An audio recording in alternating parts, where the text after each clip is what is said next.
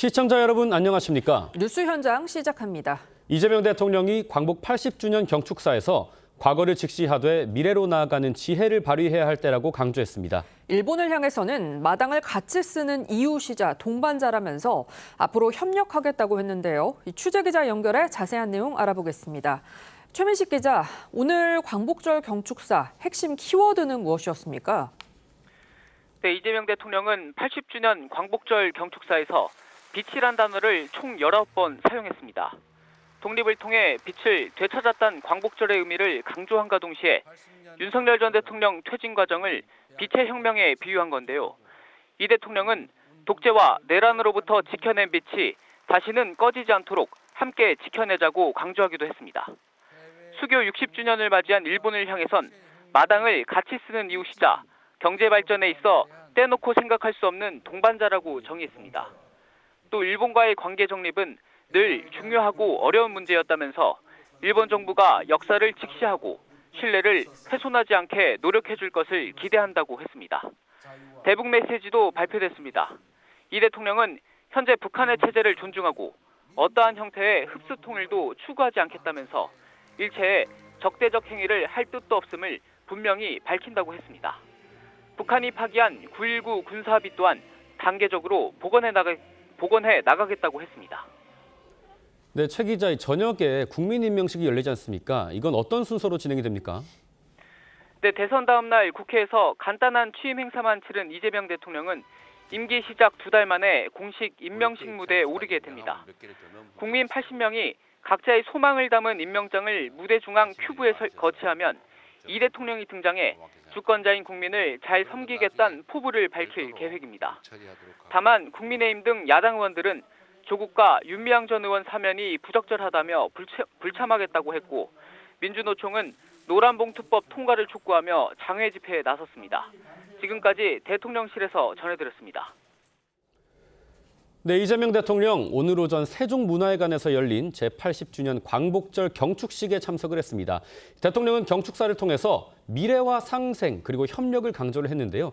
특히 북한을 향해서 흡수 통일을 추구하지 않겠다 이런 입장을 내놔 주목받고 있습니다. 오늘 저녁 광화문 광장에서는 제21대 대통령 국민임명식이 진행됩니다. 취임 2달 만에 열린 임명식에는 야당이 불참을 선언하면서 반쪽짜리 취임식 논란이 불가피할 전망입니다. 송국권 정치평론가, 호준석 국민의힘 대변인, 김진욱 전 민주당 대변인, 장현주 변호사와 함께 정치권 쟁점들 짚어봅니다. 안녕하십니까? 안녕하세요. 반갑습니다. 네, 첫 번째 주제 먼저 보시겠습니다. 네, 오늘 오전 이재명 대통령의 광복절 경축사 먼저 들어보겠습니다.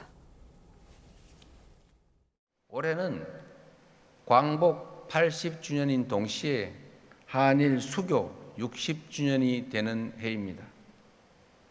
과거를 직시하되 미래로 나아가는 지혜를 발휘해야 할 때입니다. 일본은 마당을 같이 쓰는 우리의 이웃이자 경제 발전에 있어서 떼놓고 생각할 수 없는 중요한 동반자입니다. 일본 정부가 과거의 아픈 역사를 직시하고 양국 간 신뢰가 훼손되지 않게 노력해 줄 것으로 기대합니다. 네, 광복절인 만큼 일본에 대해서 어떤 메시지가 나올지 주목이 됐었는데요. 이 대통령 발언은 마당을 같이 쓰는 이웃이자 동반자가 일본이다. 이런 표현을 사용했습니다. 앞으로의 대일 외교 기조가 상생과 협력, 여기에 좀 방점이 찍힌 것 같아요. 일단 그런 의지를 보인 것이죠. 마당을 같이 쓰는 동반자, 이것은 의지를 표현을 한 것이고, 그다음 셔틀 외교 복원을 이야기했습니다. 이건 실행을 하는 그 두 가지를 이제 동시에 이야기했는데 사실 이 말은 G7 정상회담 때 그 한일 정상회의를 했어요. 그때 나왔던 말입니다. 나왔던 말인데 어쨌든 첫 번째로 이렇게 일본과의 관계를 정상화하겠다, 잘 이뤄나가겠다는 의지를 표현을 했는데 근데 실행이 앞으로 될지가 문제죠. 우리나라하고 일본은 그때 그 김대중 대통령 시절에 김대중 대통령과 그 오부치 메모 이후에 상당히 그 관계가 좋아졌는데 이런 특성이 있습니다. 뭔가 중간에 하나 핵심 현안이 생기면은 굉장히 양국 관계가 또 멀어지고 긴장이 돼요. 그렇군요. 실제로 그 노무현 전 대통령이 그때 셔틀 외교를 처음 했거든요. 고이점이 총리하고. 그런데 셔틀 외교를 하다가 독도 문제가 불거져서 양국 관계가 아주 안 좋아졌어요. 네. 그게 이명박 정부까지 갔습니다. 네. 그다음에 박근혜 정부 때는 그때 위안부 문제하고 일제 강제 노역간 분들 그 문제가 또 불거졌어요. 배상 문제. 그래서 또 안 좋아졌거든요. 네. 문재인 정부 때는 무역 갈등이 생겼어요. 그래서 그때 아시다시피 축창가 이야기도 나오고 했지 않습니까? 그렇죠. 예. 그래서 이 한일 관계는 처음에 이렇게 어떤 좋은 의지를 가지고 출발을 하더라도 중간중간에 발생을 하는 현안을 제대로 다루지 못하면은 굉장히 악화되는 그것을 되풀이해 왔기 때문에 그 부분을 좀 조심해서 대일 정책을 써야 될 것 같습니다. 네, 그런데 이 발언이 다음 주 방일을 앞두고 나온 메시지라 더 이목이 쏠리고 있는데요. 한미 정상회담 전에 양자회담을 위해서 일본을 찾는 대통령은 이번이 처음이라고 하죠. 한일 관계 증진을 위한 이 대통령 의지 상당해 보여요, 대변인님. 그렇습니다. 그 지난 G7에서 이재명 대통령께서는 이미 이시바 총리를 이미 한번 만난 적이 있습니다. 그때 셔틀 외교의 복원에 대해서 말씀을 좀 주셨고 이번에 그 실행적 차원에서 먼저 우리가 일본을 방문하게 되는데 두 가지 의미가 있다고 봅니다. 그동안 일본의 총리와 정상회담을 미국의 정상보다 먼저 한 적이 몇 차례는 있었습니다. 네. 예. 그런데 그것은 일본의 총리가 우리나라를 방한했을 때 있었던 일이고요. 예. 우리 대통령이 미국의 대통령을 만나러 가는 길에 일본의 그 이시바 총리를 만나고 정상회담을 하는 것은 이번이 처음입니다. 네. 광복 60주년 또 그 한일 국교 정상화, 광복 80주년 한일 국교 정상화 60주년을 맞는 해이기 때문에 더더군다나 의미가 있다 이렇게 보여지고요. 지금 일본과의 관계를 잘 가져가는 것, 이것은 우리와 일본 두 나라에도 중요한 이슈가 되겠지만 또 한편으로 보면 미국에게 또 전달하는 메시지가 또 상당합니다. 왜냐하면 한미일 협력 관계가 굉장히 중요한 그렇죠. 그 상황이기 때문에 먼저 일본과 정상회담을 하고 미국의 트럼프 대통령을 만나러 갔을 때 한일 관계를 풀고 왔다. 이제 한미 동맹을 통해서 한미일 3국의 협력 관계를 더욱더 돈독히 할 수 있다 이런 메시지를 전달할 수 있기 때문에 이번 그 이재명 대통령의 일본을 방문해서 갖는 정상회담은 나름의 의미가 한층 더 있다 이렇게 평가할 수 있을 것 같습니다. 예, 오늘 경축사에서 이 대통령은 이 남북 관계에 대한 입장 여러 차례 강조를 했는데요. 관련 내용 먼저 들어보겠습니다. 국민주권 정부는 취임 직후부터 전단 살포 중단, 대북 확성기 방송 중단 등의 조치를 취해왔습니다. 앞으로도 우리 정부는 실질적 긴장 완화와 신뢰 회복을 위한 조치를 일관되게 취해 나갈 것입니다. 현재 북측의 체제를 존중하고 어떠한 형태의 흡수 통일도 추구하지 않을 것이며 일체의 적대 행위를 할 뜻도 없음을 분명히 밝힙니다. 네, 저희가 잠시 뒤에 이제 대남 확성기 문제도 다뤄볼 테지만 이재명 대통령 얘기는 북한 체제를 존중한다. 어떠한 형태의 흡수 통일도 추구하지 않겠다는 겁니다. 대북 정책 기조가 이렇게 손을 내미는 유화 정책의 제스처인데 좀 어떻게 평가를 하십니까? 시대착오적이고 뜬금없다라고 평가합니다. 흡수 통일한다고 했었던 적은 아무도 없었습니다. 지금까지. 그런데 갑자기 이 얘기를 하고 체제를 존중한다. 물론 체제를 존중해야죠. 그렇지만 우리에게 북한 김정은 정권이라는 체제는 첫째 대화의 대상이다라는 네. 그런 한 측면이 있지만 또 한 가지 측면에서는 핵과 미사일을 가지고 우리를 끊임없이 위협하고 실제로 수많은 도발에서 우리 국민들의 생명을 빼앗았고 그리고 북한 주민들의 인권을 유린하고 있는 이런 측면이 또 한 가지 있는 것이죠. 네. 두 가지를 같이 봐야지 균형 잡힌 것입니다. 그런데 두 번째 측면에 대해서는 아예 이제 눈 감아 버리는 것이 이른바 진보 정권들의 고질적인 문제입니다. 우리가 먼저 손을 내밀면 북한이 거기에 화답할 것이다. 이것이 김대중 정부 때 햇볕 정책 그리고 노무현 정부 때까지는 그럴 수 있다고 이제 할 수가 있습니다. 네. 그렇지만 우리가 벌써 3번의 정권에 걸쳐서 김대중, 노무현, 문재인 정권까지 이게 다 처절한 실패로 돌아가지 않았습니까? 그렇다면 정상적이고 상식적인 사고를 하는 사람들이라면 한번 생각을 해보고 또 어떻게 우리의 입장과 전략을 변화해야 될 것인가를 돌아보는 것이 마땅한데 전혀 그런 것이 없습니다. 오늘도 또 9.19 군사합의 복원한다고 하지 않습니까? 네. 벌써 수천 번을 9.19 군사합의를 이미 위반한 것입니다. 그것이 우리 국민들의 생명과 재산을 직접적으로 위협하고 있는데 그냥 복원한다는 겁니다. 우리가 대북 확성기 40개를 20개를 고정 확성기를 철거해 버렸는데 네. 북한은 2개인가를 철거했다가 1개는 그냥 다시 갖다 놨어요. 그러니까 아마 고장 수리한 것으로 보이는데 우리는 그것이 우리 조치에 화답한 것이다라고 합니다. 그런데 김여정이 어제 담화에서 허망한 개꿈 꾸지 말라. 그런 일은 없다라고 했지 않습니까? 그리고 대한민국이 가장 위협적인 적대 세력이다라고 또 규정을 했습니다. 그런데 우리 장관들은 청문회에서 주적이라는 말도 하기를 주저하는 것이죠. 이게 지금 정상적인 대북 인식이고 우리 국민들을 위한 대북 정책입니까? 저는 반성하고 성찰해야 된다고 생각합니다. 네, 이재명 대통령은 이제 북한 측이 화답하길 바란다 이런 바람도 전했는데요. 평론가님, 오늘 북한 김정은 위원장도 광복절 메시지를 냈다고 해요. 어떤 내용인지 좀 알려주시죠. 그러니까 8.15에 메시지를 낸 것이 처음이라고 해요. 네. 처음인데 북한은 광복절이라고 하지 않고 조국 해방의 날 이렇게 부르는데 이 80주년이 됐으니까 이제 특별한 메시지를 냈는데 메시지 내용은 주로 러시아와 관계된 거예요. 그렇군요. 러시아와 북한의 우호 관계가 계속돼야 된다. 이거 우크라이나에 파병도 했고 있기 때문에 거기에 주안점을 뒀지 이 한국과 미국에 대해서는 단 한마디도 하지 않았거든요. 그럼 이것을 뭘 의미하느냐? 상황이 변했다는 거예요. 문재인 정부 때 트럼프 1기 때 트럼프 대통령과 문재인 당시 대통령하고 김정은 이 세 사람이 돌아가면서 정상회담도 하고 상당히 어떻게 보면 초반에 잘 맞았잖아요. 맞아 떨어졌는데 나중에 하노이에서 노딜 이 얘기 있고 나서 다시 이제 흩어졌는데 트럼프 2기가 들었어도 트럼프 대통령하고 이재명 대통령은 똑같은 생각을 하는 것 같아요. 네. 문재인 정부 때와 같다고 생각을 하는데 그런데 김정은이 그때와는 지금 완전히 달라졌습니다. 그때는 우리나라를 동포라고 불렀죠. 남조선이라고 불렀는데 지금은 적대적 국가로 설정을 했어요. 그리고 핵무기가 그때보다 더 완성이 된 단계이기 때문에 그때하고는 지금 상황이 달라요. 상황이 다른데 지금 이재명 대통령과 트럼프 대통령은 약간 좀 어떤 협상에 거리를 두고 있지만은 네. 이재명 대통령은 문재인 대통령 때를 생각을 해서 계속 유화 제스처를 취하는데 결국 돌아오는 것은 똑같은 거잖아요. 네. 그때 뭐 삶은 소대가리 이런 이야기가 나왔는데 이번에도 그런 악당 같은 것이 돌아왔으니까 김정은 그리고 거기다 김정은 위원장이 오늘 이 중요한 연설을 하면서 한국과 미국을 빼고 러시아만 이야기했다는 것은 다시 이재명 정부에서 상기를 해봐야 됩니다. 네, 말씀하신 것처럼 오늘 김정은 위원장의 메시지에서 우리나라에 대한 언급은 전혀 하지 않은 걸로 확인이 됐는데요. 지금 김여정 부부장도 어제 남한이 뭘 하든 개의치 않고 관심도 없다 이런 입장을 내놨거든요. 우리 정부의 이런 대북 유화 조치에도 북한이 계속해서 이런 태도를 취하는 이유가 뭐라고 보시는지요?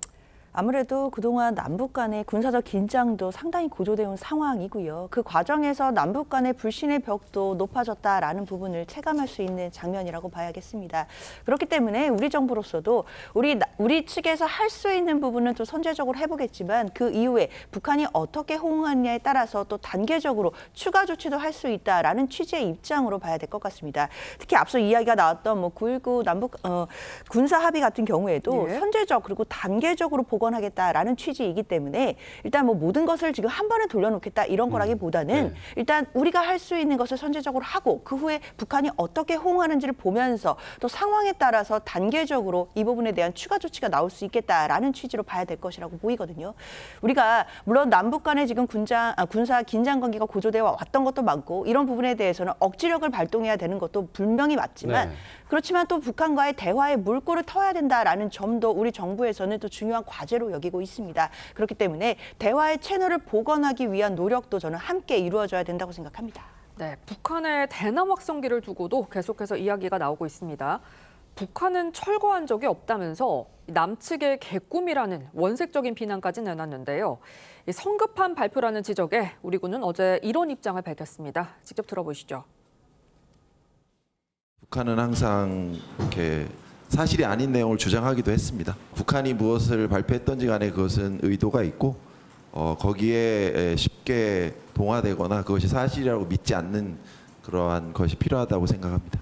대남 확성기 관련해서 이제 북한이 고작 한 대 이거 철거를 한 거 가지고 우리 군이 조금 성급하게 발표를 한 거 아니냐. 현상이 있었고 그걸 설명드렸고요. 저희가 전 지역의 철거 여부는 추가 확인이 필요하다고 말씀을 드렸지 않습니까? 그래서 그걸 계속 지켜보고 있는 단계였다고 설명드리겠습니다. 네, 확성기를 철거한 적이 없다. 이게 북한의 주장인데 그래도 우리 군은 이 기존 입장에서 바뀐 건 없다라고 강조를 했습니다. 이 상황 좀 어떻게 해석을 해야 되는 걸까요, 대변인? 군은 정무적인 판단을 할 이유가 없습니다. 군은 관측된 현상을 그대로 국민들께 소상하게 알려드리면 되는 거예요. 지금 군에서 발표한 것처럼 군에서 관측했을 때 북에서 대남 확성기를 철거하는 모습이 확인됐기 때문에 그 부분에 대해서 확인되고 있다. 그리고 나머지 지역에 대한 추가적인 부분들이 있는지는 계속해서 관찰이 필요하다. 이렇게 네. 있는 그대로를 그 국민들께 설명을 드린 겁니다. 지금 우리가 대북 확성기를 이제 철거하고 북에 그에 상응하는 조치를 지금 이제 기다리고 있는 중이지 않습니까? 그런데 우리가 먼저 대북 방송을 중단함으로써 북도 호응해 온 게 있습니다. 상호주의가 그때는 이미 작동이 된 거예요. 네. 우리 접경 지역에서 수많은 우리 국민들이 북한에서 대남 확성기를 통해서 내보낸 그 귀괴했던 그런 그 소음들 이런 것들 때문에 밤잠을 설치고 많은 고통과 괴로움에 시달렸던 그런 시간들이 있었습니다. 그런 부분들에 대해서 우리의 선제적 조치가 북의 일정한 호응을 이끌었고 지금은 이 접경 지역이 굉장히 평온한 상태를 되찾았다. 이 하나만으로도 우리 국민들의 안전을 위해서 우리가 할 수 있는 최대한의 조치를 취할 수 있다면 취해야 되는 것이 국가가 할 일이다. 그런 측면에서 안보를 포기했다. 이런 비판은 온당하지 않다라고 보이고요. 지금 북에서 우리가 발표했기 때문에 우리는 김여정 담화를 통해서 우리는 포기할 의사가 없다, 철거한 거 아니다, 그렇게 얘기할 수 있습니다. 그러나 앞으로의 관계들 속에서 남북의 신뢰가 쌓이고 그 관계들이 그 한반도의 평화를 항구적으로 유지할 수 있는 방법으로 가져올 수 있다면 우리는 할 수 있는 노력을 다 하는 것이 마땅하다 이렇게 보여집니다. 네, 이런 가운데 오늘 저녁 8시 광화문 광장에서는 이재명 대통령 공식 취임 행사인 국민 임명식이 열립니다. 이게 취임 2달 만에 열리는 행사인데 역대 대통령들의 취임식과는 전혀 다른 행태로 진행이 된다고요? 그렇습니다. 일종의 국민 임명식 이렇게 했는데 취임식을 제대로 하지 못하고 취임사만 했다. 조기 대선이 치러지는 바람에 그래서 오늘 국민 임명식을 한다는데 문재인 전 대통령도 똑같이 조기 대선을 통해서 대통령이 됐지만은 문재인 전 대통령도 그런 건 하지 않았습니다. 취임사만 했지. 그렇군요. 또 별도로 국민 임명식을 하지 않았어요. 그리고 선출직인데 왜 임명을 합니까? 임명직이 아니고 선출직이잖아요. 그런데 이렇게 강행을 하는 이유는 일종의 어떤 그 지지층을 좀 결집을 하는 명분은 지금 국민 통합이지만은 실제로 된 거는 지지층들만 하는 반쪽이 돼버렸거든요. 네. 국민의힘이 불참을 하고 그 보수 출신의 전직 대통령들이 불참을 하고 대통령 가족들도 불참을 하고 시도지사들도 다 불참을 하지 않습니까? 이게 어느 정도 예상이 되는 상황이었어요. 왜냐하면은 지금 국민의힘 불참 이유는 8.15 사면을 가지고 이야기하지만은 이 국민의힘을 비롯해서 그 보수 진영 안에서는 이 자체가 맞지 않다는 이야기를 많이 했거든요. 왜 그 광복 80주년을 일종의 정권이 사유화를 하는 거예요. 광복 80주년이면 정권의 것이 아니잖아요. 현 정권의 것이 아니잖아요. 그런데 80명이 임명장을 준다. 그런데 광복 80주년이라서 80명이 임명장을 준다는 건데 그게 왜 이재명 대통령하고 연결이 돼야 되느냐. 그리고 여기에 지금 이 폭염, 그다음에 그 폭우 때문에 국민들이 어려운데 여기에 수만 명을 동원을 해서 그 돈을 써야 되느냐. 이런 그 논란들이 상당히 많이 있는 거죠. 그러니까 과거와 다른 형식을 취했는데 그것이 전체 국민을 통합을 하기보다는 오히려 분열돼 있다는 것을 상징적으로 보여주는 행사가 돼버리는 거죠. 오늘 평론가님 말씀해 주신 것처럼 임명식에 보수 진영 인사들은 대거 불참할 전망입니다. 전직 대통령들을 포함해서요. 국민의힘과 개혁신당 지도부도 대거 불참을 예고했습니다. 관련 내용 한번 들어보시죠. 광복의 기쁨과 순국 선열을 기리는 뜻깊은 날에 숟가락을 얹듯이 셀프 대관식을 벌이려는 모습은 도저히 납득하기 어렵습니다. 더구나 이번 주말까지 많은 비가 예보되고 있고 전국 곳곳이 침수와 산사태 위협에 놓여 있습니다. 국민 안전보다 대통령의 대관식 준비에 몰두하는 것이 개탄스럽기 짝이 없습니다. 헌정 질서상 취임은 선거 후 즉시 이루어지는 것이고 국가 기념일은 권력 과시의 장이 될 수 없습니다. 광복절의 무게를 가볍게 만들고 그 역사적 의미를 개인 정치 이벤트로 덮는 일은 결코 있어서는 안 된다고 생각합니다. 분명한 문제의식을 가지고 불참하겠습니다. 네, 이외에도 반쪽짜리 임명식이다, 셀프 대관식 예산 낭비라는 야권의 공세 수위가 상당히 높습니다. 어떻게 받아들이십니까?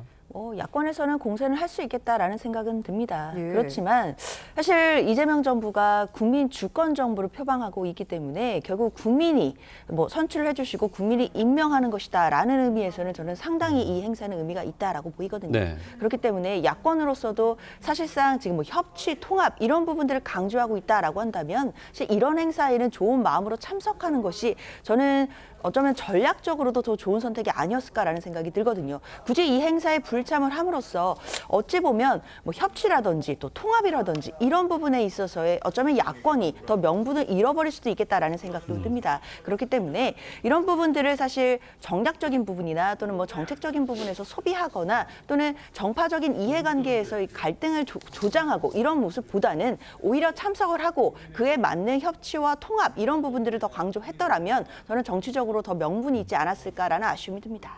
네, 이런 가운데 민주당 정청래 대표가 꺼낸 악수는 사람하고만 한다. 이 발언을 두고도 후폭풍이 거센데요. 어제는 국민의힘과 의례적 악수는 할 수 있겠으나 라고도 언급을 했습니다.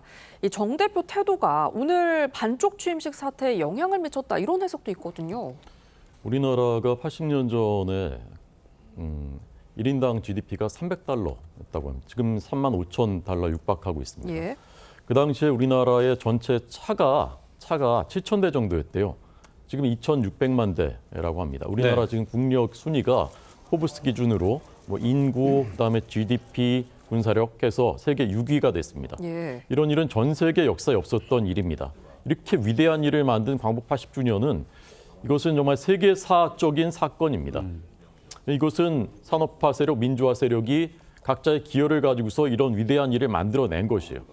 그런데 이런 위대한 일을 지금 이재명 정권이 개인 이벤트로 지금 만들어버린 이런 것이죠. 오늘 조선일보의 일면톱 그 제목이 반쪽에 그친 실용과 통합이었습니다. 예. 제가 보기에 이제 허니문 기간이라서 좋게 표현해 준 것이고요. 실제로 협치 사례 단 한 건도 없었습니다. 상법 개정안 처리가 유일한데 그건 국민의힘이 양보해서 이루어진 것입니다.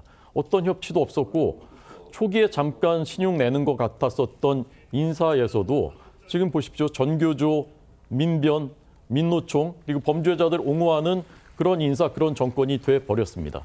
그런 가운데서 광복 80주년을 이렇게 사유화해서 하는데 여기에 국민의힘이 좋은 게 좋은 거니까라고 참석을 한다? 그렇게 되면요. 부당한 권력이 부당한 일을 하는데 그렇게 참여를 하면 그건 역사의 공범이 되는 것입니다.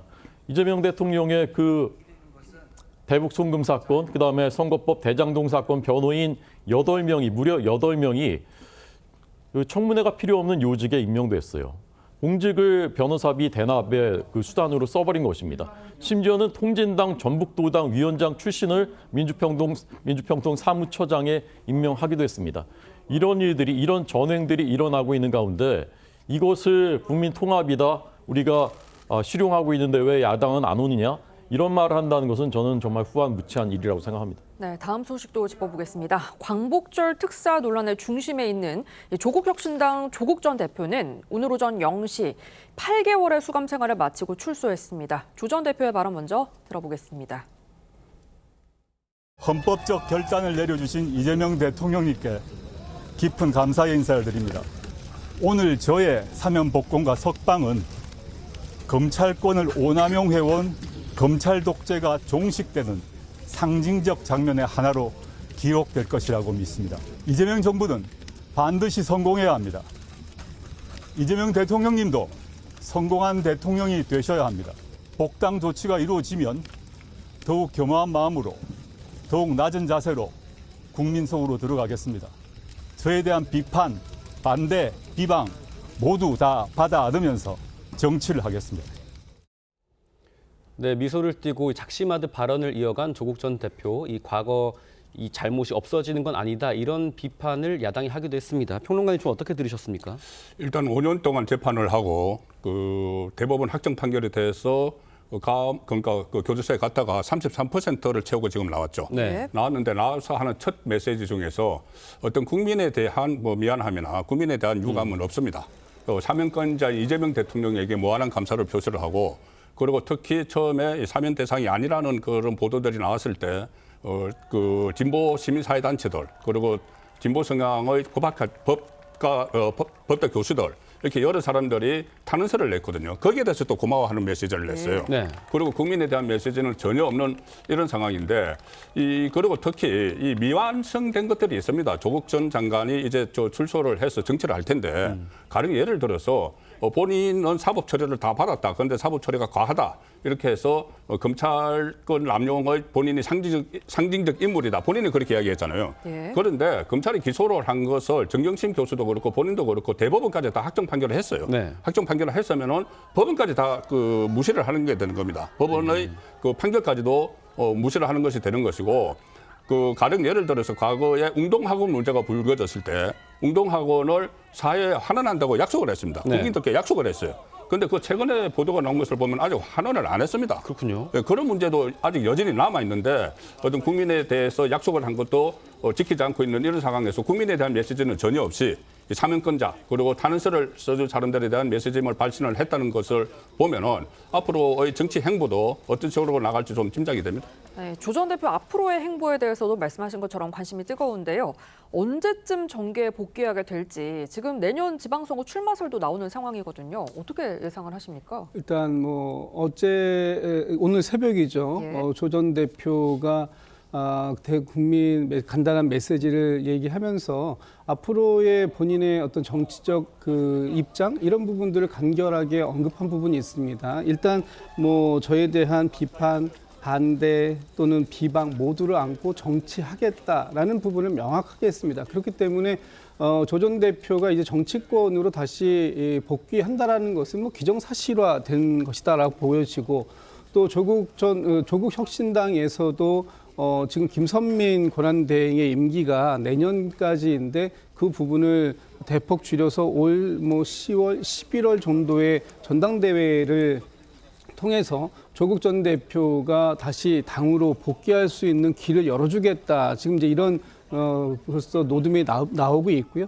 내년 지방선거에 출마할지 또는 내년 지방선거와 동시에 이루어지는 재보궐선거에 출마해서 다시 국회로 돌아오게 될지 그 부분에 대해서는 지금 미리 먼저 예단하기는 굉장히 어렵습니다만 어쨌든 어떤 형태가 되든 조국 전 대표는 정치권으로 복귀하는 것을 기정사실화하고 있고 앞으로의 조국 전 대표의 행보가 과연 국민들에게 지지를 받는 그런 행보가 될 것인지 아니면 조국 전 대표의 행보가 단순히 그들만의 그 잔치에 그치게 될지 이 부분에 대해서는 좀 더 지켜볼 필요가 있겠다 이런 생각을 갖고 있습니다. 네, 사면 복권에 따른 조국 전 장관의 행보, 민주당에서도 셈법이 상당히 복잡할 것 같습니다. 다음은 이 보좌관 명의 계좌로 차명 주식 거래를 했다는 의혹을 받는 이춘석 의원 관련 내용 짚어보겠습니다. 이 의원이 경찰에서 7시간 동안 조사를 받은 뒤에 오늘 새벽 귀가했습니다. 이 의원은 국민께 사죄드리다면서도 혐의에 대해서는 아무 말도 하지 않았다고 하는데요. 이나라 기자가 정리한 내용 먼저 보고 오겠습니다. 무소속 이춘석 의원이 새벽 1시 50분쯤 서울경찰청 광역수사단 청사에서 나옵니다. 사회적 물의를 일으킨 거에 대해서 국민들에게 깊이 사죄드리고 오늘 조사도 성실히 받았고 앞으로도 성실히 조사에 임하겠습니다. 7시간 동안 조사를 받고 나온 이 의원은 사과는 했지만 혐의에 대해선 침묵했습니다. 보좌진 휴대전화라는 입장은 여전히 같으십니까? 이 의원은 지난 4일 국회 본회의장에서 보좌관인 차모 씨 명의로 주식 거래를 하는 장면이 포착됐습니다. 논란이 되자 이 의원은 탈당했지만 더불어민주당은 중차대한 비위로 판단했다며 제명했습니다. 경찰은 이 의원을 AI 국가대표 기업 선정 관련 내부 정보를 주식 거래에 활용한 혐의 등으로 입건했습니다. 경찰은 지난 7일 25명 규모의 전담 수사팀을 꾸렸고 지난 주말 이 의원의 지역 사무실, 11일에는 국회 사무실을 압수수색했습니다. 그리고 압수수색 당일부터 연이틀 이 의원의 보좌관인 차모 씨를 불러 조사했습니다. 경찰은 이 의원과 보좌 간의 휴대폰 포렌식 분석을 통해 미공개 정보의 주식 거래 이용 여부를 수사할 방침입니다. 이 의원은 보좌 간의 휴대폰을 착각해서 들고 갔던 것이라고 해명한 바 있습니다. TV조선 이나라입니다. 네, 의혹이 불거진 지 열흘 만에 이춘석 의원이 경찰 소환 조사를 받았는데 여전히 차명 거래는 없었다 이런 입장입니다. 좀 어떻게 보셨습니까?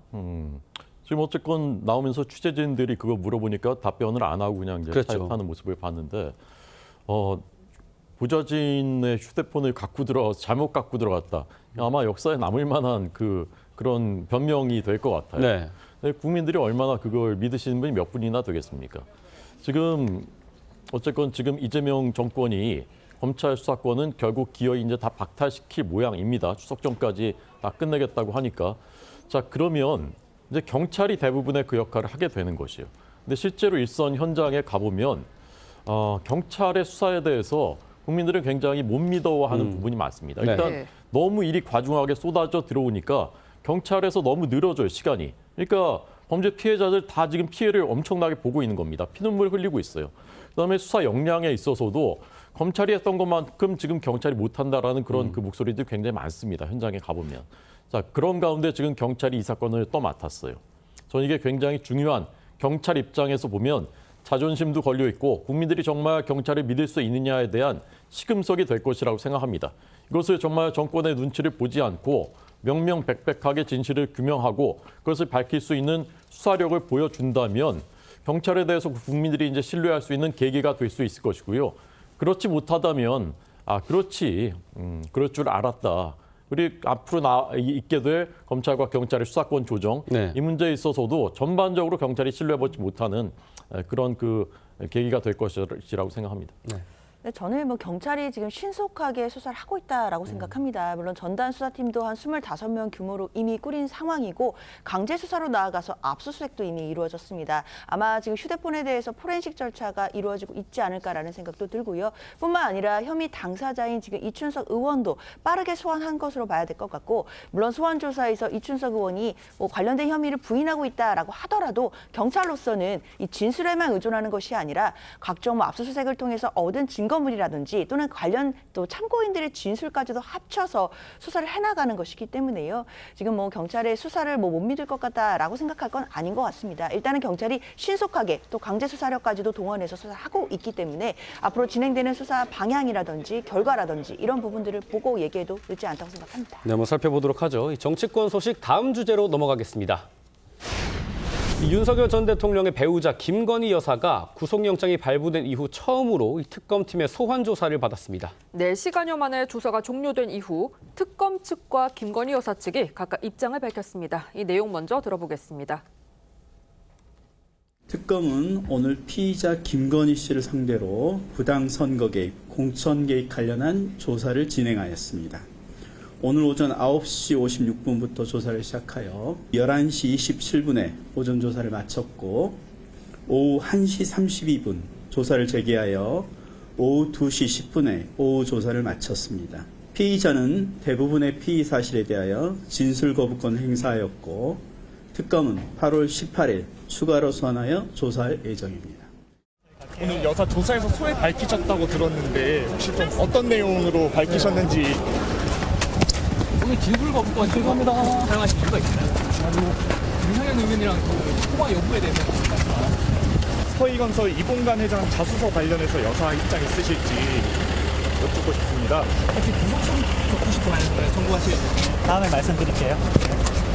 부당통세는 좀 괜찮을까요? 예, 특검에서 쟁점 사항을 짚었는데 이 김 여사에게 여론조사를 무료로 받은 경위가 어떻게 되냐 이걸 집중 추궁을 했고 김 여사 구속심사에서 이른바 결정타로 전해지는 고가의 목걸이는 묻지 않았다고 해요. 이 조사 내용 좀 어떻게 보셨습니까? 전 나름의 특검의 전략이다 이렇게 보고 있습니다. 왜냐하면 이번에 김건희 씨에 대해서 특검이 기소한 혐의는 크게 3가지 혐의입니다. 그중에 이 고가의 목걸이와 관련된 소위 서희건설과 관련된 부분은 이 기소 내용에 들어있지는 않습니다. 네. 그렇다면 일차적으로 특검은 기소와 관련된 부분을 우선적으로 조사해야 하고 그 부분에 대해서 추가적인 그 단서들을 확인하는 부분들이 굉장히 중요했다라고 보여지고 그중에 도이치모터스 주가 조작 의혹이라든지 이런 부분들은 어느 정도 사실관계들이 충분히 확인된 부분이 있어요. 그러나 이 명태균 씨와 관련돼서 두 가지 있는 거 아닙니까? 부당 선거 개입이라고 해가지고 대선 때 그 여론조사를 의뢰하고 받았다라는 부분 하나하고 네. 또 그 이후에 공천 개입이라고 해서 22년도에 김영선 전 의원과 관련된 공천 부분, 이 부분에 대해서 추가적으로 김건희 씨에게 확인해야 할 부분들이 분명히 존재하는 겁니다. 그렇기 때문에 우선적으로 먼저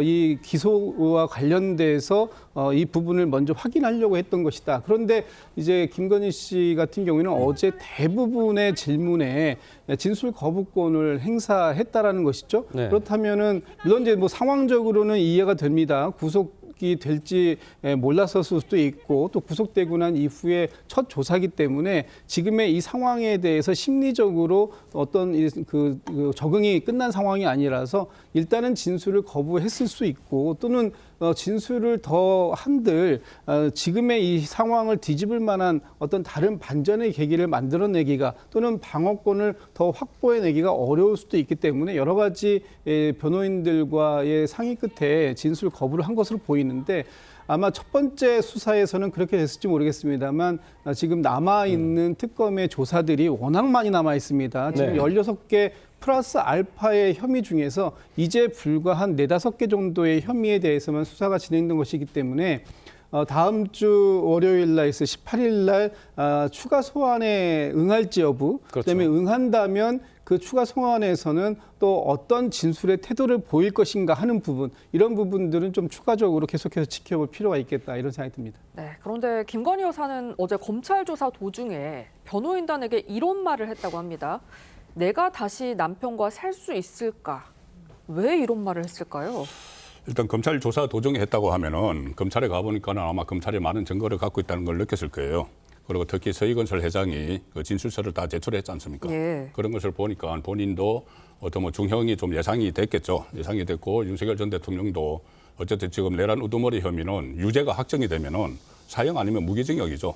유죄가 확정이 되면은 예. 그런 경우를 생각을 해서 변호인들에게 본인이 이제 안타까운 심정을 이제 토로했다고 보는데 이것이 사실상 뭐 전직 대통령 부부가 구속된 것도 처음이지만 보통 부부를 같이 구속을 잘 하지 않지 않습니까? 네, 그렇죠. 뭐 조국 전 장관이나 정경심 교수도 마찬가지였고, 그런데 어쨌든 구속이 됐어요. 된 데 대해서 거기에 대해서 본인의 개인적인 안타까움을 표현을 한 것이 다시 살 수 있을 건데 저는 저 이야기를 뭐 본인은 안타깝게 할 수가 있죠. 그런데 지금 국민들이 들을 때는 국민들에게 좀 어떤 미안한 감정을 가져야 돼요. 그 전에 지지층들에게. 네네. 지지층들에게 이 상황까지 된 것을 어쨌든 본인 책임도 굉장히 많이 있지 않습니까? 그러면 거기에 대해서 죄송하다는 말을 먼저 해야 됩니다. 예. 해야 되는데 그것이 아니고 본인 부부 간에 이렇게 가지고 있는 애틋한 정 이것을 이제 뭐 이야기를 했는데 그 이야기 할 수는 있죠. 그런데 이것을 또 밖으로 이제 나와가지고 이게 화제가 되는 이런 부분은 좀 적절하지 않다고 봅니다. 네, 이런 가운데 법무부가 윤석열 전 대통령에 수용된 서울구치소 소장을 전격적으로 교체를 했습니다. 여권에서 제기된 특혜 논란에 대한 조치라고 하는데요. 먼저 지난 11일 민주당 항의 방문 당시 모습 먼저 보겠습니다. 법사위원회 요구에 대해서 피감기가 아니세요? 구치소장의 개인 시설이 아니잖아요, 여기가. 지금 다 뺀 거 아니에요? 마이크 시설부터 해서. 장난하세요, 송 과장님? 그 본부에 요청해서 예산을 받아서 방송 설비를 특별히 한 그런 사항이었어요. 그래서 제가 법사위 예결소위원장이에요. 예산안 제가 확인해요. 결산 심사도 제가 할 거고. 근데 교정법에 잘랐습니까? 법무부에서? 아니잖아요. 계속 개인정보 보호 타령하세요. 우리 국민들이 원하는 것은 그때 사항이 정확히 어떻게 됐는지를 알고 싶어하는 겁니다. 저희들이 정확한 법률적인 검토가 있어야 될 것으로 판단이 됩니다. 자, 소장님, 자 우리가 놀러 왔습니까? 저희가 놀러 왔어요. 연담이 놀러 옵니까? 소장님 얼굴 보러 왔습니까? 자, 이거 나중에 보고 보세요. 네, 저희가 뭐 짐작할 수 없습니다만 당시 저 자리에 있었을 구치소장이 압박감이 상당했을 것 같습니다. 이 민주당의 항의 방문 이후에 3일 만에 법무부가 서울 구치소장 인사를 냈습니다. 3일 만에. 네. 상당히 전격적인 조치인 것 같아요. 네. 저는 윤석열 전 대통령이 영장 집행에 불응하고 한 것에 대해서는 비판적입니다. 그 법적인 절차에 따라야 되는 것이고 모든 국민은 법 앞에 평등해야 된다고 생각합니다. 그렇지만 종로에서 뺨 맞고 한강에서 화풀이하는 그런 느낌을 줍니다. 이 강제인치가 실패했는데 그게 구치소장 책임 아니지 않습니까?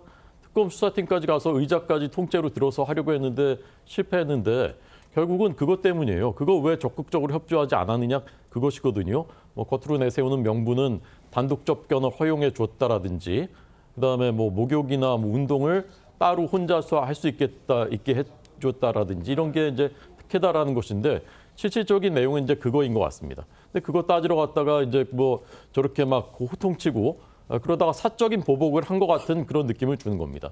저는 우리나라는 법치 사회이기 때문에 대통령, 전직 대통령도 법에 따라야 되는 것이고 똑같이 정말 저 구치소장이 법을 어긴 것이 있다면 공무원 징계 절차를 밟아서 징계를 하든지 그래야 되는 것인데 지금은 그런 것이 아니라 가서 호통치고 며칠 있다가 저렇게 날려버리고 하는 것이 공직자들한테 알아서 기어라. 우리 말 제대로 안 들으면 어떻게 되는지 보여줄게. 이런 모습이거든요. 이건 이제 법치 사회가 아닌 겁니다. 저는 굉장히 좀 우려하고요. 이런 일은 있어서는 안 된다고 생각합니다. 이 법무부는 윤 전 대통령에게 단독 변호인 접견실 제공도 중단을 했습니다. 이 전직 대통령이기 때문에 주어졌던 예우를 모두 박탈하는 걸로 해석을 하면 될까요? 전직 대통령이기 때문에 뭐 고려돼야 될 상황이 있다라는 점은 또 한편으로는 이해가 됩니다. 그러나 과연 윤석열 전 대통령이 지금 보여주고 있는 모습들이 전직 대통령으로서의 존중받을 만한 모습인지 이 부분은 전 국민들께서도 다시 보고 계실 거라고 생각합니다. 네. 사실상 법치주의와 사법 질서 이런 시스템 자체를 강조했던 윤석열 전 대통령이 본인이 그 절차에 대해서 사실상 무시하고 지금 수사도 그리고 재판도 보이콧하고 있는 상황 아닙니까? 이렇다면 전직 대통령이기 때문에 했던 어떤 예우라든지 아니면 존중이라든지 이런 부분을 받을 자격이 있는지 당연히 국민들께서 물으실 수밖에 없는 상황이라고 보이고요. 따라서 뭐 변호인 접견도 지금 따로 했다라고 한다면 이 부분도 얼마든지 특혜 시비가 있을 수 있고 법 앞에서는 모든 국민들이 평등하기 때문에 이런 부분을 없애는 모습들은 당연히 비정상의 정상화 차원에서도 당연한 문제가 아닐까라는 생각 듭니다. 네, 이런 가운데 윤 전 대통령 안과 치료를 받기 위해서 외부 병원에서 2차례 진료를 받은 걸로 알려지고 있습니다. 그런데 이 과정에서 수갑과 이른바 전자발찌를 착용했다는 사실이 알려졌거든요. 적절한 조치냐 아니냐 갑론을박이 있는데 어떻게 보시나요? 수갑하고 전자발찌를 채우는 이유가 있겠죠. 일반 그 수용자들에게 채우는 이유는 어떤 뭐 도주 위험이나 아니면 자해를 위험이 있으니까 이렇게 채우는 것인데 과연 전직 대통령에게 그 수갑하고 전자발찌까지 착용을 해서 얻는 실효성이 뭘까를 생각을 해봐야 돼요. 네. 실효성은 거의 없고 지금 이런 식으로 해서 이게 또 되면 국민을 또 그 평가하게 하는 그 수단이 또 될 수가 있어요. 저런 모습을 보여주는 것이. 예. 그리고 조금 전에 접견실 제한하는 이런 문제들이 가령 예를 들어서 윤석열 전 대통령이 그 특검의 소환에 계속 응하고 했으면은 그렇게 했겠느냐. 소환에 응했으면 아마 그 정도는 파헤치지도 않았을 거예요. 그리고 아마 이게 전자발찌를 착용도 안 시켰을 수가 있습니다. 그런데 접견에 응하지 않는다고 해서 일종의 어떻게 보면 보복 비슷하게 하는 게 되는데 서울구치소장 이번에 전보된 서울구치소장은 저번에 민주당 의원들이 찾아갔을 때 분명히 이야기를 했습니다. 이것은 서울구치소 교도관들이 할 수 없는 일이다. 교도관들이 할 수 있는 것을 강제로 끌어내는 것은 그러니까 교도관들이 이 위협을 받을 때 아니면 수용자가 자해를 하려고 할 때 이때 외에는 안 된다고 이야기를 했어요. 그럼에도 불구하고 민주당은 계속 이 특검을 압박을 해서 강제로라도 끌어나오는 모습을 보여주고 싶었던 거죠. 그런데 그게 결론적으로 안 되니까 이제 거기에 대해서는 포기를 하고 그 대신 다른 특혜 받는 것이 있는지를 샅샅이 찾고 있는 거예요. 네. 찾는 과정에서 저런 모습들이 다 노출이 되는데 저게 과연 이 지금 국민 통합을 이야기하는 거기에 맞는 것인지 물론 윤석열 전 대통령이 본인의 만약에 뭐 혐의가 있다면 다 그 처벌을 받아야 되겠지만은 그것과는 본류와는 좀 다른 결이 다른 이런 것들이 지금 계속 그 화제가 되고 나오는 것은 적절치 않다고 봅니다. 네, 지금 또 특검이 국민의힘을 겨냥하고 있죠. 이 김건희 여사 관련 의혹을 수사하고 있는 특별검사팀이 압수수색 영장을 통해서 국민의힘 당원 명부를 확보하려고 했습니다. 그런데 이 국민의힘의 완강한 저항으로 불발이 됐습니다. 대변인, 이번 특검 수사에서 당원 명부 확보가 중요한 이유가 있을까요? 지금 이번 특검에서 확인하고자 하는 것이 그 통일교에서 집단적으로 당원들을 가입시키고 그 당원 집단적으로 가입된 당원들이 전당대회에서 일정한 집단적 영향력을 행사하려고 했던 그런 모습들이 지금 건진이라는 그 건진법사, 소위 건진법사와 네. 그 통일교의 뭐 2인자라고 하는 윤모 씨와의 그 문자 내역들이 다 확인이 되고 있는 거 아닙니까? 네. 몇 명이 필요하냐, 10,000명 이상이 필요하다. 그리고 그런 그 사람들을 당원 가입시키는데 최선을 다했다. 그리고 그 지금 나오고 있는 얘기를 보면 이 당원들을 집단적으로 가입시키는 것뿐만 아니라 가입시키기 위해서 또 상당한 또 자금을 또 풀었던 내용들, 그리고 이 권성동 23년도에 권성동 의원을 당대표로 만들기 위해서 했다가 권성동 의원이 당대표에 출마하지 않자 김기현 의원 쪽으로 집단적으로 이 힘들을 쓰려고 했던 모습들, 이런 내용들이 지금 구체적으로 의혹들이 제기가 되고 있기 때문에 네. 이 과정을 확인하기 위해서는 당원 명부를 확인할 필요가 있었겠다. 그리고 지금 이제 국민의힘에서는 뭐 국민의힘의 500만 당원 명부 전체를 다 압수해 가려고 한다라고 얘기하지만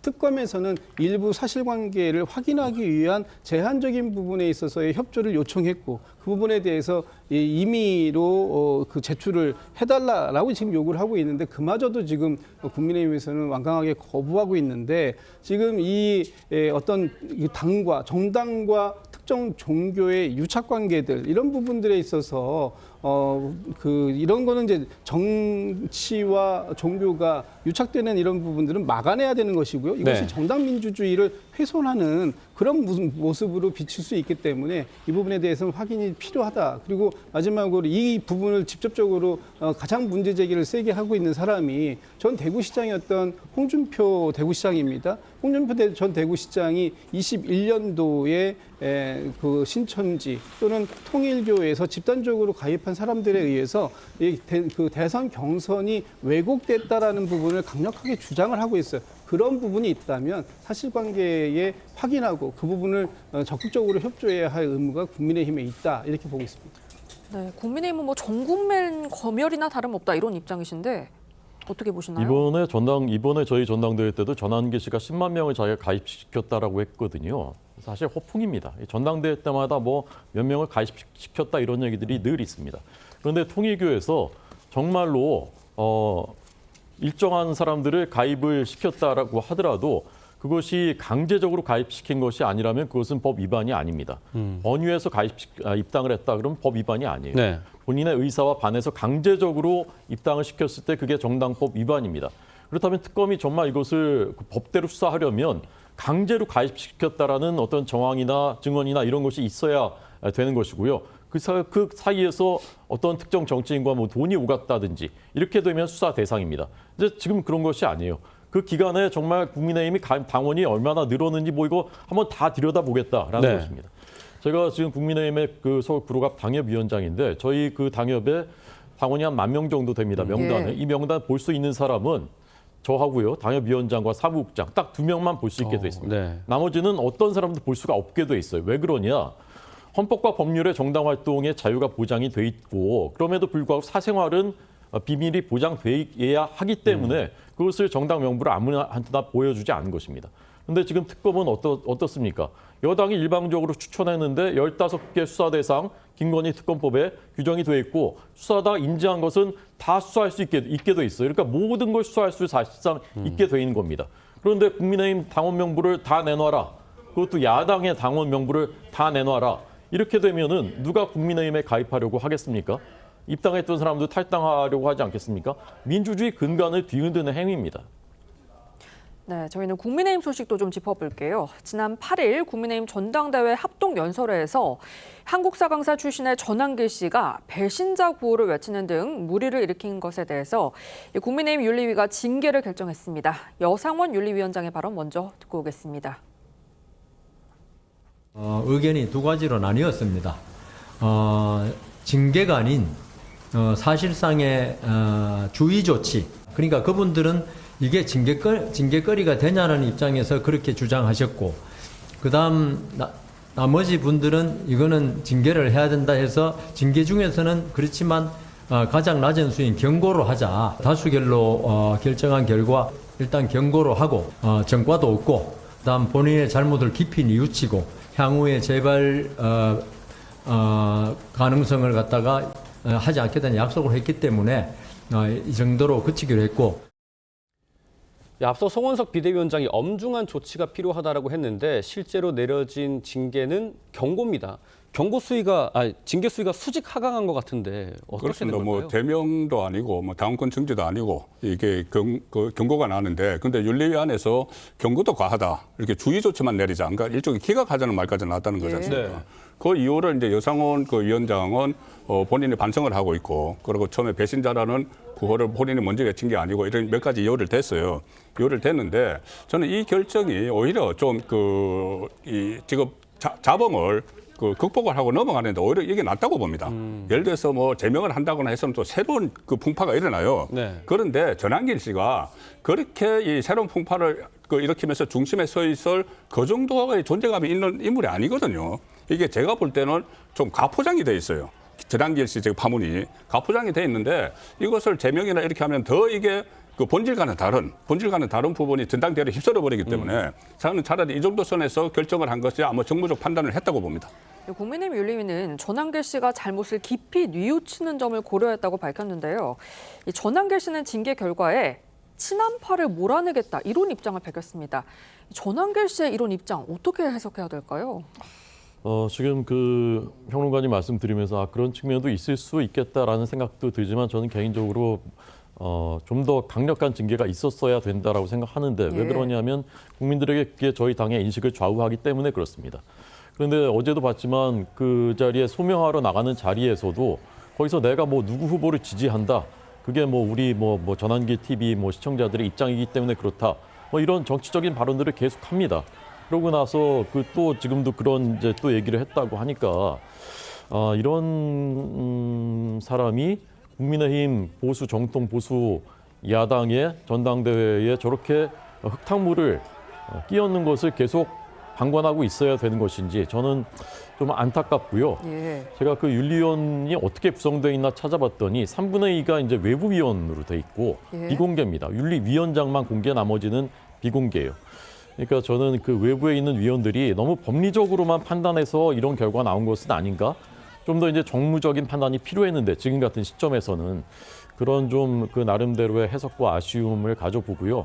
전환기 씨는 정말 이제부터는 국민의힘 전당대회에 대해서는 입을 좀 닫았으면 좋겠습니다. 네, 여전히 이 비상계엄과 탄핵 찬반 논란이 벌어지고 있고 전환길 이슈를 벗어나지 못하는 국민의힘, 이 국정 운영의 파트너로서의 든든한 야당을 기대하는 여당에서도 좀 아쉬움이 크겠습니다. 그렇습니다. 지금 국민의힘의 전당대회 과정 중인데 사실 국민들께서 많은 관심을 보내주시는 않는 것 같습니다. 이런 이유는 아마 전한길 씨의 징계 관련해서도 영향이 있다라는 생각이 드는데, 사실상 국민의힘이 자정 능력을 상실한 것 아니냐라는 지적이 나올 수밖에 없다라는 생각이 듭니다. 사실 저렇게 경미한 징계를 할 바였으면 차라리 징계를 하지 않는 게 더 낫지 않겠느냐라는 지금 볼멘 소리까지 나올 정도로 여러 가지 비판 지점이 있어 보이는데요. 또 한 가지 문제점은 지금 같은 정당에서 나오는 메시지라고 보기에는 이른바 찬탄파와 그리고 반탄파의 메시지가 너무 극명하게 갈리고 있거든요. 어떻게 같은 정당에서 저렇게 너무나 180도 다른 목소리가 나올 수 있을지 국민들께서 보실 때도 좀 의아한 모습이 들기 때문에 사실상 전당대회 이후에 단결이라든지 단합이라든지 이런 모습보다는 더욱더 분열의 길로 가는 것이 아니겠느냐라는 지적도 나온 것 같습니다. 네, 지금까지 정치권 쟁점 짚어봤습니다. 네 분 말씀 여기까지 듣겠습니다. 감사합니다.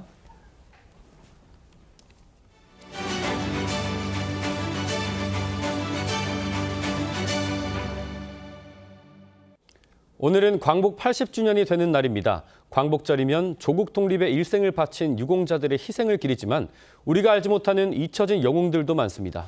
머나먼 하와이에서 독립운동을 하다 눈을 감은 분도 있는데 후손들이 그 발자취를 되짚는 여정에 나섰습니다. 이성진 기자가 취재했습니다. 여행용 가방을 끄는 60대 남성을 필두로 일가족 6명이 하와이 호놀룰루 공항 입국장에 들어섭니다. 하와이 현지에서 독립운동을 하다 세상을 떠난 고 유영로 선생의 후손들입니다. 선조의 옛 거주 지역을 찾은 증손자의 눈에는 눈물이 맺힙니다. 이 언덕에서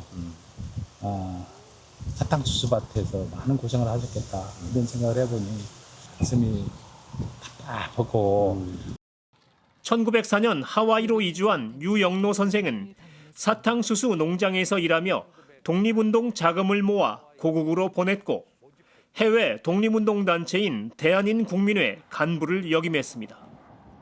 후손들은 신문기사를 통해 지난 1947년 유 선생이 세상을 떠났다는 소식을 접했지만 이런저런 사정으로 80년 가까이 지나서야 증조부의 발자취를 찾아 나섰습니다. 하지만 묘비도 그가 살았다는 집도 끝내 찾지 못했습니다. 한 며칠 있어 여기에 계시다가 가족을 그리면서 돌아가실 생각하니까 못 며치네요. 예상치 못한 성과도 있었습니다. 증조부의 묘소를 찾아 헤매다 독립유공자 김영선 선생과 이만정 선생의 묘비를 발견한 겁니다. 너무 고국을 그리워하고 손자들을 찾고 편지의 가족을 찾고 했었는데 너무 숨이 막힙니다. 감사합니다. 국립창원대는 현재 하와이에 있는 한인 묘비 4,000여 개 가운데 독립운동가들의 것이 더 있는지 조사를 계속하고 있습니다. TV조선 이성진입니다. 네, 80주년 광복절을 맞아 전국 곳곳에서 각종 행사가 열렸습니다. 저희가 사진이나 초상화로만 볼 수 있던 독립운동가들을 첨단 기술로 복원해 생생하게 볼 수 있는 영상도 준비를 했습니다. 주목할 만한 소식들 모아서 두 분과 함께 전해드리겠습니다. 하재근 문화평론가, 이지훈 변호사 모셨습니다. 안녕하세요. 안녕하세요. 반갑습니다. 네, 독립운동가들의 육성이 처음으로 복원이 됐습니다. 공개된 생생한 목소리 먼저 들어보겠습니다. 나라를 위해 노력하자.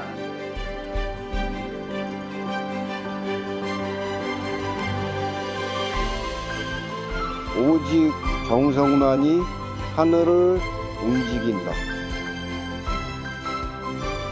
하려는 의지만 있으면 일은 반드시 이루어진다. 세상 어디에도 내 고국 같은 곳은 없다. 한마음 한뜻으로 단결하자. 수십 년 전에 돌아가신 분들이잖아요. 이 목소리가 어떻게 복원이 된 겁니까? 이 독립운동가 분들이 사셨던 시기가 근현대 시기잖아요. 네. 그렇기 때문에 일부 독립운동가들은 이 목소리 자료가 남아있는 경우가 있거든요.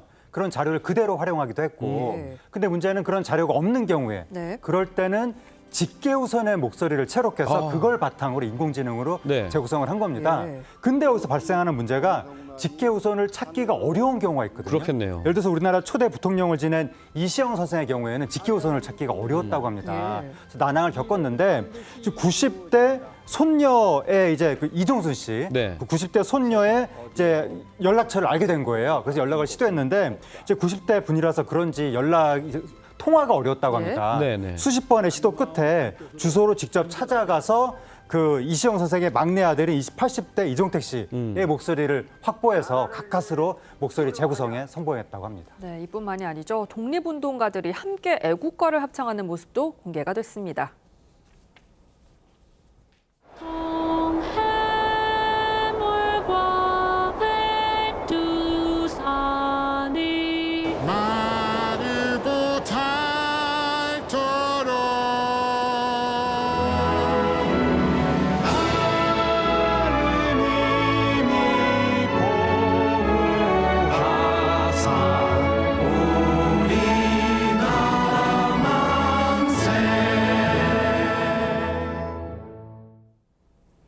요즘 이렇게 AI 기술을 활용한 독립운동가 복원 작업이 이어지고 있다고요? 네, 광복 80주년을 맞이해서 AI 기술로 이러한 복원이 이루어지고 있는데요. 그동안 보아왔던 모습을 보면 굉장히 비장한 모습이었는데 이러한 다채로운 표정으로 약간 미소 짓는 표정도 짓고 얼굴 표정을 AI로 구현하고 있어서 이걸 보는 사람들이 굉장히 마음 찡하다라는 얘기를 많이 하고 있습니다. 한편 미국 뉴욕 타임스스퀘어 전광판에도 우리 한국 독립운동과 순국 선열을 기리는 영상들이 광고 게재되었는데요. 유관순 열사의 미공개 가족 사진 등을 AI가 구현해서 공개했다고 합니다. 오늘부터 이 3일간의 광복절 연휴가 시작이 됐습니다. 그런데 이 금토일 연휴를 활용해서 일본 여행을 가도 되냐 안 되냐 온라인에서 입씨름이 벌어지고 있다면서요? 네, 관련된 그 설문조사가 있었는데 광복절 연휴 기간에 일본 여행을 가도 되는가에 대해서 세대별로 인식 차이가 갈라졌다고 합니다. 하지만 대체로는 부정적인 여론이 컸는데 그 한 매체에서 조사를 했더니 시기가 부적절하다라는 응답이 29.8%로 가장 높았고 두 번째가 개인적으로는 신경 쓰지 않지만 사회적으로는 민감할 수 있다. 이게 29.2%.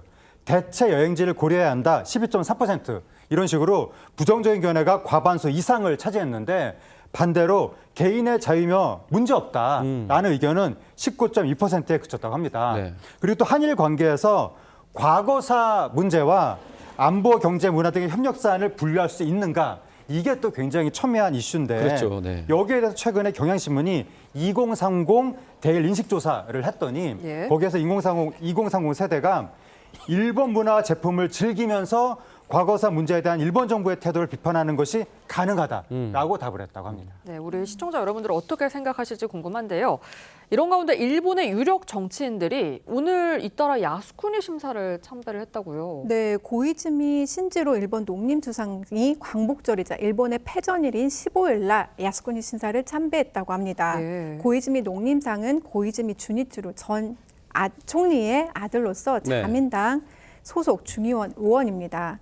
환경상 재임 시절인 2020년과 2021년에도 종전 일에 참배한 사실이 있습니다.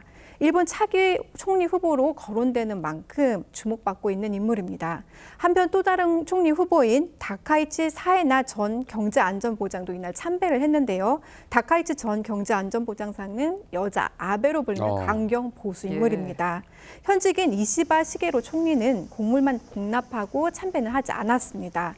현직 총리가 야스쿠니 신사를 참배한 건 2013년 12월 아베 신조 총리가 마지막입니다. 그렇군요. 이 광복절 연휴를 맞아서 여행이나 나들이 계획 세운 분들 많으실 건데요. 사람들이 많이 모이는 곳을 중심으로 이 테러를 하겠다 이런 협박이 이어지면서 시민들의 불안이 상당히 커지고 있습니다. 이번에는 시민들의 발휘되는 대중교통에 테러를 하겠다 이런 얘기가 있었다고요? 네, 그러니까 정확히 어딘지 장소를 특정하지 않은 상태에서 대중교통의 폭탄 테러를 예고하는 메일이 주미 한국 대사관에 전송이 된 겁니다. 주미 한국 대사관. 그렇습니다. 그래서 경찰이 수사에 나섰는데 오늘 새벽 5시 34분에 미국 워싱턴 DC에 있는 주미 한국 대사관에 이런 협박성 메일이 온 거예요. 거기에 보면 8월 15일 15시 34분에 한국 도시 지역의 대중교통에 고성능 폭탄을 터뜨리겠다. 이렇게 써 있다고 합니다. 어느 도시인지는 안 나오고 그렇다 보니까 지금 경찰이 전체적으로 우리나라 그 대중교통 연계 순찰을 강화하면서 경찰 특공대가 지원태세 유지하면서 만일의 사태에 대비하고 있다고 그렇게 밝혔는데 이런 메일 때문에 또 수많은 경찰들이 지금 또 힘들게 수고하고 있는 것 같습니다. 네, 또 지금은 기차가 안 다니는 옛 안동역에도 폭발물을 설치했다는 협박이 이어졌거든요. 왜 지금 역이 아니라 지금 안 쓰는 역을 공격을 한 걸까요? 네, 신고가 접수된 시각 그 구 안동역 일대에서는 사실상 KBS의 한 프로그램 촬영이 진행되고 있었는데요.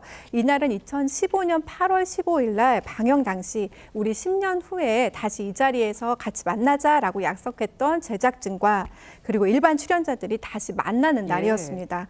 경북경찰 등에 따르면 이날 오전 7시 37분께 유튜브 라이브 채널 채팅방에서 구 안동역 광장에 폭발물을 터뜨리겠다라는 글이 올라왔다고 합니다. 즉시 출동한 경찰은 인근 시민들을 긴급 대피시키는 뒤 수색에 나섰는데요. 폭발물은 발견되지 않았습니다. 아니 얼마 전에 백화점도 그렇고 유독 요즘 이런 협박이 좀 잦은 것 같습니다. 예, 이런 협박이 잦은 것 같은데 그중에서도 특히 뭔가 이상한 부분이 있는 게 있다고 합니다. 그게 뭐냐면 2년 전에 남산타워 국립중앙박물관을 터뜨리겠다 이런 이메일부터 시작해서 그 지난 10일에 올림픽공원 체조경기장을 폭파하겠다. 다음 날에 광주광역시 백화점을 폭탄을 설치했다. 등등등 팩스가 오고 그랬는데 2년에 걸쳐 이렇게 40건이 넘는 테러 협박 팩스 메일 등이 왔는데 이게 동일범의 소행 아니냐. 지금 그걸 경찰이 의심하고 있다는 거예요. 네. 이러한 이메일과 팩스 등이 특정 일본 변호사 이름, 일본의 사무실 번호 이런 쪽으로 계속 왔다고 합니다. 그래요? 네. 일본에서 발송이 됐다는 거예요. 근데 그 안에 뭐 번역투의 어색한 문장, 비슷한 표현 이게 반복이 되기 때문에 경찰은 동일인이 아닌가라고 의심을 하는데 여기에 대해서 일본의 사법 당국하고 인터폴에 수차례 공조 요청을 했지만 아직까지 진척이 없다고 합니다. 그래서 경찰이 빨리 지금 용의자 검거를 위해서 공조 수사를 서두르겠다라고 밝히고 있습니다. 네, 저희는 다음 소식도 짚어보겠습니다. 국내 최고령 여배우로 알려진 김명옥 씨가 한 아이돌 콘서트에서 눈물을 보였습니다. 김명옥 씨 모습 잠시 보시죠. 여러분, 우리 몬스타엑스 6명 완전체 오랜만이죠? 무대에서 진짜 불같이 강하다. 준비됐습니까? 여러분 자리에서 일어납시다!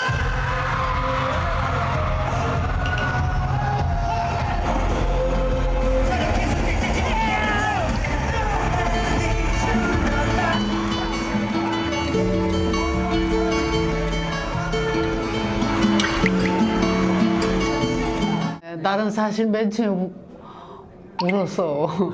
왜 울었어? 울컥해가지고. 아니 맨 처음에 그냥 자네들이 일사불란하게 뛰기 시작할 때 뭐라고 설명할 수가 없어.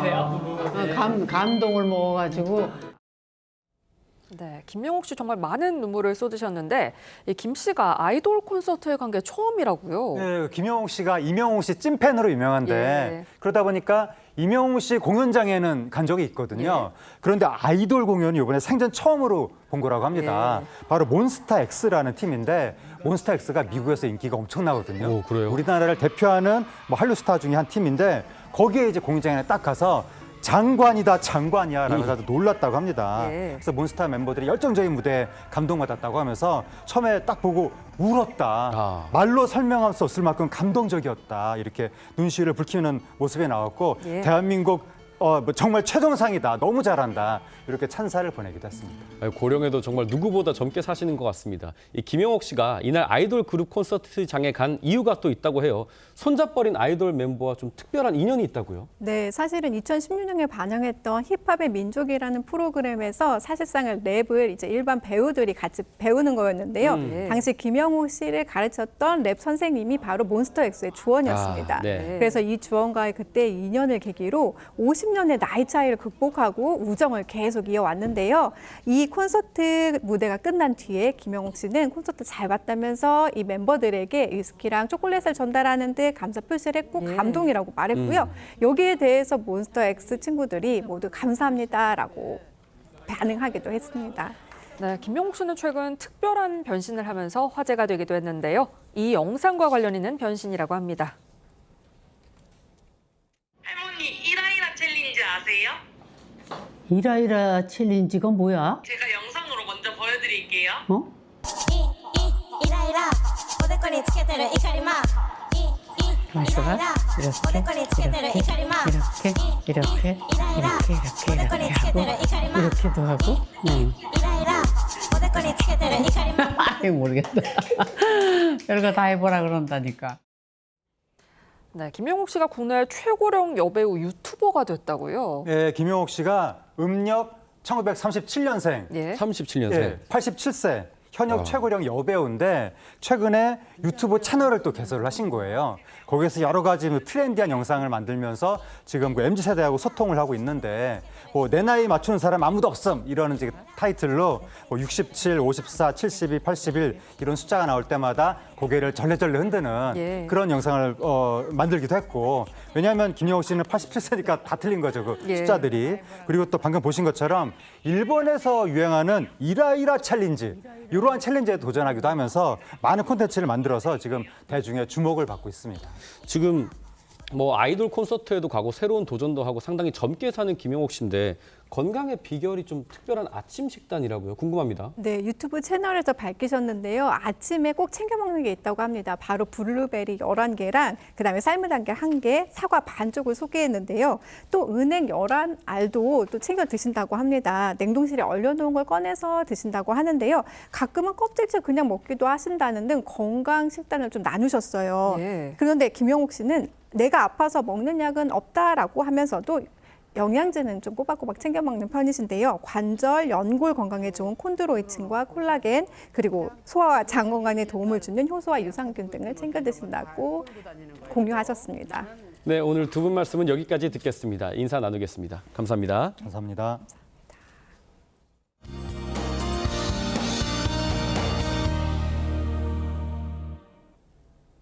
광복절인 오늘 무더위가 기승을 부리겠습니다. 여기에 소나기가 내리며 습도가 높겠는데요. 남부지방에는 폭염경보가, 중부에는 폭염주의보가 내려져 있고요. 한낮에 33도 안팎의 무더위가 이어지고 있습니다. 외출하신다면 작은 우산 챙기시는 게 좋겠습니다. 곳곳에는 요란한 소나기가 내릴 텐데요. 돌풍과 함께 벼락이 동반되겠고 갑작스럽게 많은 양이 쏟아질 수 있어 주의해야겠습니다. 오늘 전국 하늘은 대체로 구름 많겠고요. 내일까지 제주와 남해안에는 너울성 파도에 주의가 필요하겠습니다. 오늘 한낮에 어제보다 덥겠습니다. 낮 최고 기온 서울과 대전 32도, 광주 34도, 대구와 창원은 35도까지 오르겠습니다. 모레인 일요일에도 중부 곳곳에는 비가 내리겠고요. 당분간 무더위는 이어지겠습니다. 날씨였습니다. 8월 15일 금요일 광복절 뉴스 현장은 여기까지입니다. 함께해 주신 여러분 고맙습니다.